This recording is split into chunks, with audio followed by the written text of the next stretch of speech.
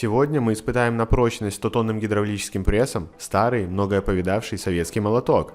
Но перед этим вспомним, какие молотки мы уже испытывали. Первым был китайский молоток. Это был самый дешевый молоток из продающихся в фикс-прайсе. Его цена составляла 100 рублей.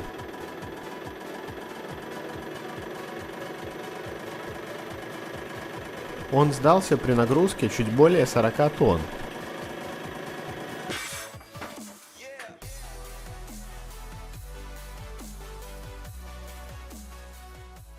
Также мы испытывали фирменный молоток, сделанный в Республике Польша. Это, конечно, далеко не самый дорогой молоток, но тем не менее его цена составляла 500 рублей. Максимальная нагрузка на момент вылета его из-под пресса составляла 90 тонн, и он не получил серьезных повреждений, в отличие от китайского молотка.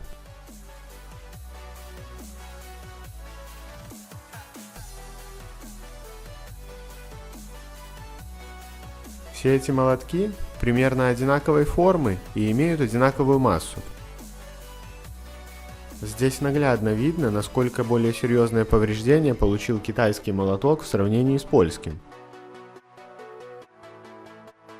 У польского молотка боек не получил никаких повреждений, лишь небольшая деформация есть у острой части. Китайский же молоток получил такие повреждения, что дальнейшее его использование по прямому назначению не представляется возможным.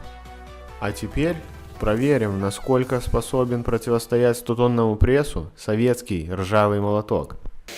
Работы у вас мало, почти нет.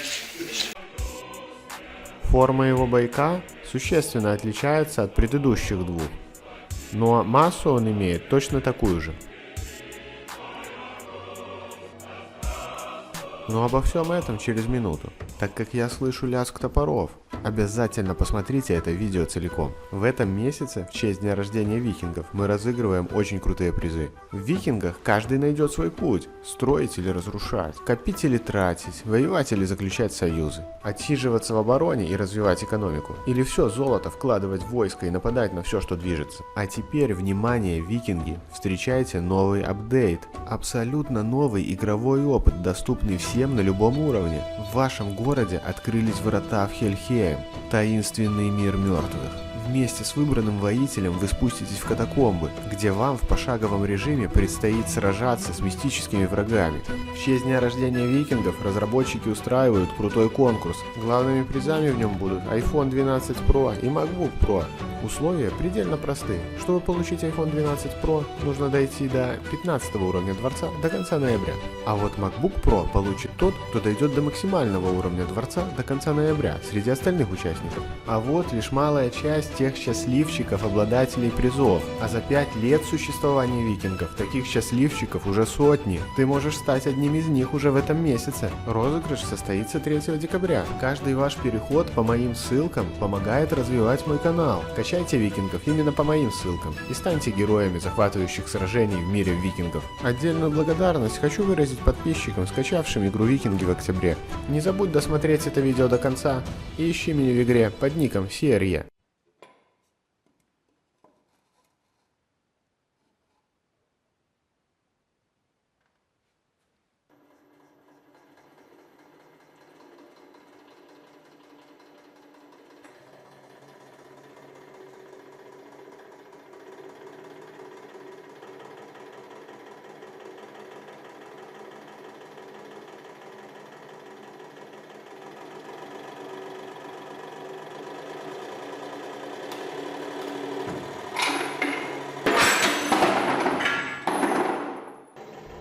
Я, честно говоря, ожидал от него большего. Он начал деформироваться при нагрузке около 40 тонн, так же, как и китайский.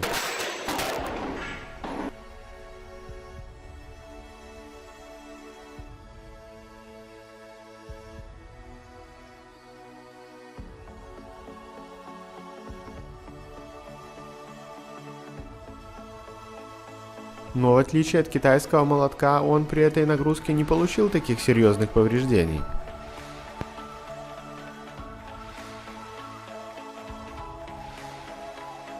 По Попытаемся его уничтожить полностью.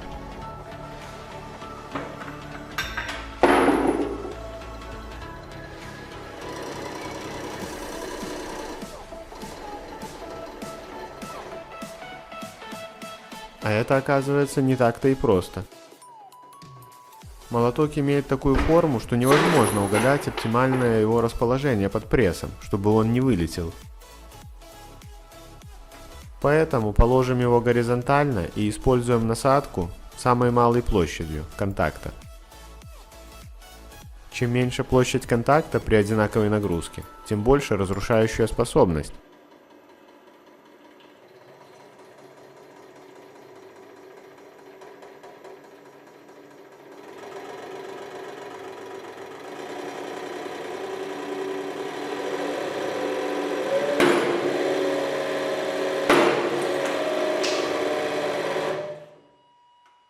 Нагрузка на момент разрушения составляла порядка 70 тонн.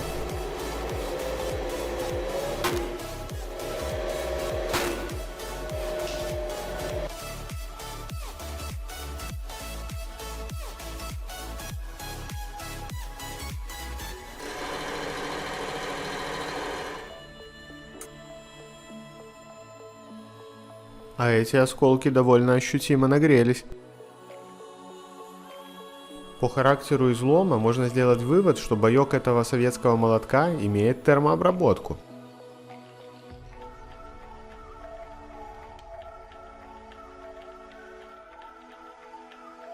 Интересно, а какую же нагрузку выдержат в таком же положении китайский и польский молоток? А сейчас мы это проверим.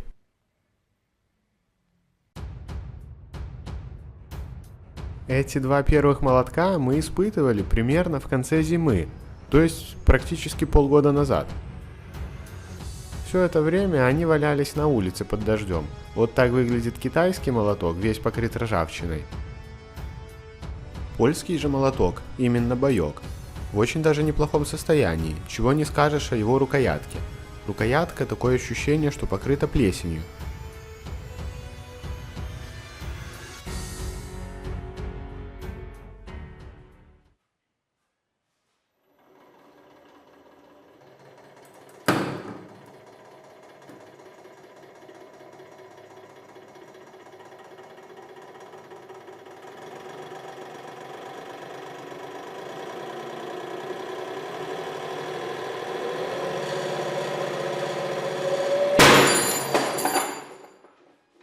Разрушаться китайский молоток начал при нагрузке около 5 тонн. Возможно, причиной такого быстрого разрушения стали ранее полученные повреждения. Максимальная же нагрузка на момент полного разрушения составила около 80 тонн.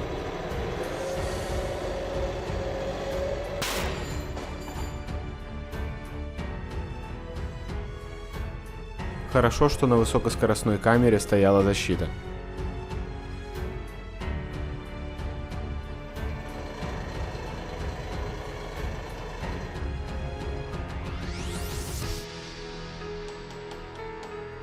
Да уж, от этого китайского молотка мало что осталось.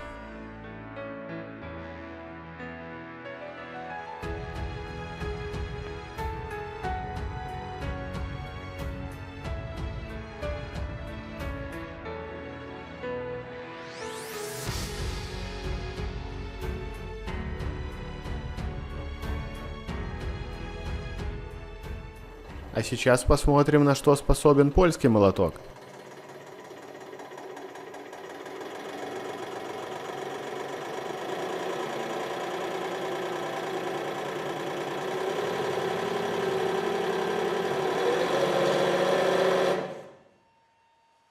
А вот это неожиданный результат. Я, честно говоря, не ожидал, что он выдержит всю приложенную к нему 100-тонную нагрузку.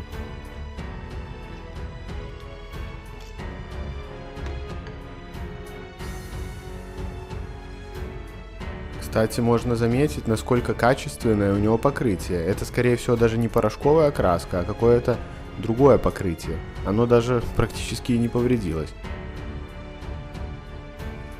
Но, тем не менее, мы все-таки постараемся его разрушить. Я думаю, что взаимодействие вот с этой насадкой он точно не переживет. Конус с легкостью ломает железнодорожные шпалы. Да что там шпалы? Он ломает железнодорожные рельсы. И с легкостью пробивает титановую бронепластину. Сможет ли устоять перед ним этот польский молоток? Кстати, испытание конусом не выдержала еще ни одна вещь. Все то, что оказывалось под конусом, приходило в негодность.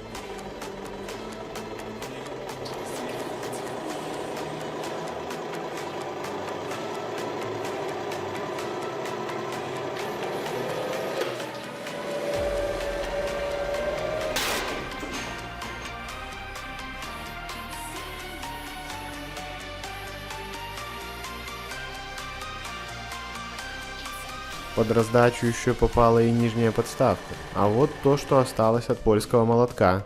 Какой же сделать можно вывод в результате этого эксперимента? Естественно, фирменный и советский инструмент лучше, чем китайский. Это и так понятно. Но вот какой инструмент лучше, советский или фирменный, брендовый? Вот здесь уже большой вопрос. Конкретно в этом эксперименте победил фирменный молоток. Spierdalaj z mojej ziemi! Кстати, недавно в строительном магазине я наткнулся на молоток марки Стэнли. Это был самый дорогой молоток, который я когда-либо видел. Его стоимость составляла 1000 рублей, и сделан он в США. Как вы думаете, может стоит проверить его на прочность?